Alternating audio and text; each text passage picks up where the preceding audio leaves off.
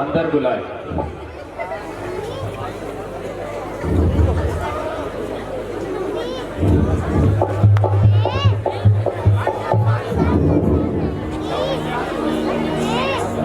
प्रणाम मुनिवर। चिरंजीव रहो।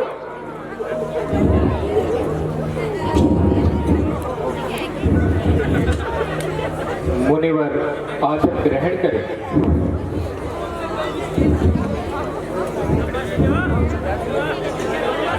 मुनिवर, हमारे धन्य भाग जो आपके दर्शन हुए। कल्याण हो देव। कहो देवलोक व परिवार में सब कुशल मंगल है और देवलोक का कार्य सुचारू ढंग से चल रहा है। हाँ मुनिवर, आपकी कृपा दृष्टि से देवलोक एवं परिवार सब कुशल मंगल है, परंतु आपके दर्शन किए हुए बहुत दिन हो गए हैं कि ये आप इस वक्त कहाँ की यात्रा करके आ रहे हैं? हे देवराज इंद्र, मैं तीनों लोगों का भ्रमण करते करते पृथ्वी से सत्यवादी राजा हरिश्चंद्र की नगरी अवधपुरी से आ रहा हूँ। क्या कहा? सत्यवादी? सत्यवादी?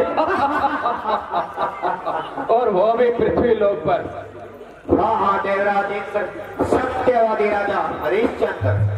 परंतु मुनिवर, उन्हें ये उपाधि किस लिए दी गई है? इसीलिए देव, क्योंकि उन्होंने अपने पूरे जीवन काल में कभी झूठ नहीं बोला। इसीलिए सत्यवादी तो वो ही होता है जो अपने पूरे जीवन काल में कभी झूठ न बोला हो। नहीं मुनिवर, ऐसा कभी नहीं हो सकता कि उसने कभी अपने जीवन में झूठ ना बोला हो।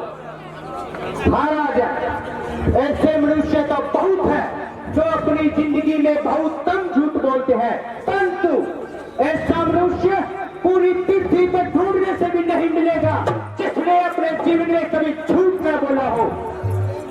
नहीं मुनिवर, आपके विचार में से बहुत से मनुष्य हैं जो अपने पूरे जीवन काल में बहुत कम झूठ बोलते हैं, परंतु सत्यवादी की उपाधि उन्हें दी जाती है जो अपने पूरे जीवन काल में कभी झूठ न बोला हो।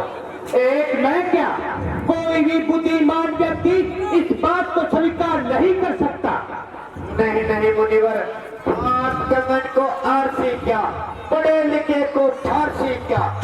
मैं बड़े गर्व से कहता हूँ कि सत्यवादी राजा हरिश्चंद्र अपने सत्य की राह से पीछे हटने वाला नहीं है, क्योंकि वो मेरा एक प्रिय शिष्य है। इसलिए मैं बड़े अभिमान से कहता हूँ, जो कोई उसकी भिक्षा लेना चाहता है वह खुद जाकर उसकी भिक्षा ले सकता है।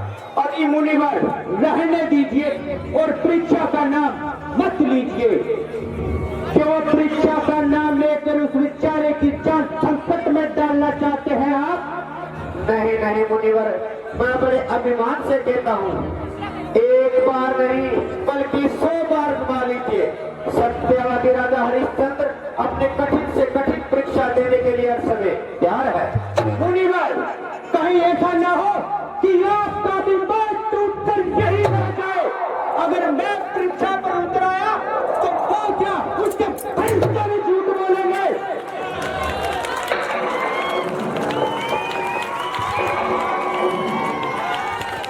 मुनि विश्वामित्र जी, ये फैसला आप सहज कर चुके हैं, तो आप जाएं और राजा हरिश्चंद्र के सत्य को आजमाएं। अगर वो सत्यवादी है तो हमें मानने में क्या हर्ज है, आप जाएं। हाँ, मैं देखता हूँ कि वो कितना सत्यवादी है।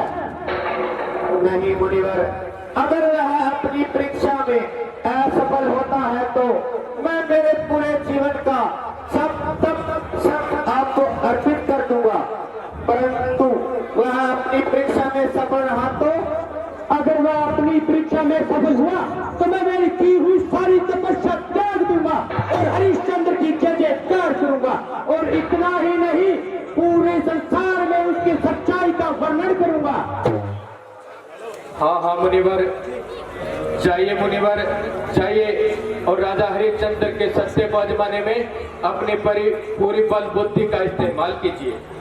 हाँ, मैं देखता हूँ, मुझे आज्ञा दीजिए और मैं जाता हूँ। और हरिश्चंद्र का तपोभ्रष्ट नहीं किया तो मुझे कौन विश्वामित्र